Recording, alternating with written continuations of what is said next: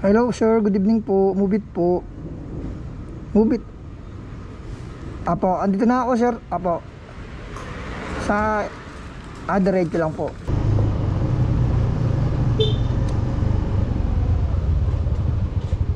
Ay sir, good evening.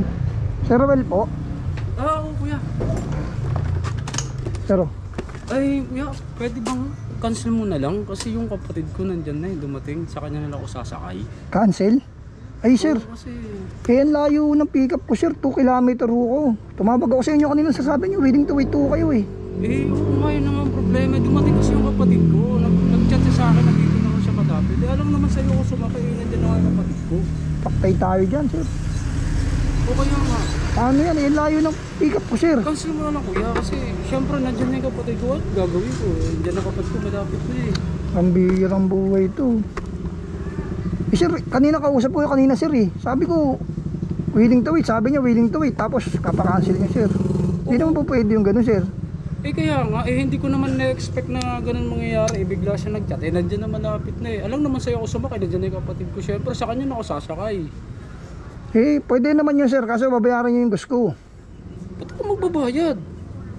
Eh, ang layo ng pick up ko sir. 2 kilometer may higit ako sir. Tapos hindi niyo babayaran. Bakit normal lang naman yan ha? Syempre rider ka, alam mo yun, nangyayari din sa ano yun. Loh, ang bihira naman hindi tama yun sir. Eh, kausap ko yung kanina. Sabi niyo willing to wait. Tapos, Ay hindi ha, ba't ako magbabayad? Syempre, trabaho niya naman yan eh.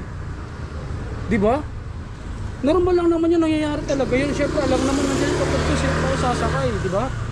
paano naman yung gas ko sir? Eh, Hindi. Diba? Ba't ako magbabayad sa'yo? Pwede ka naman mag-book uli eh. bayaran niyo na lang ang gas ko sir. Para tapos na tayo sir. Hindi ako magbabayad. Ba't ako magbabayad? Loh, kaya yun.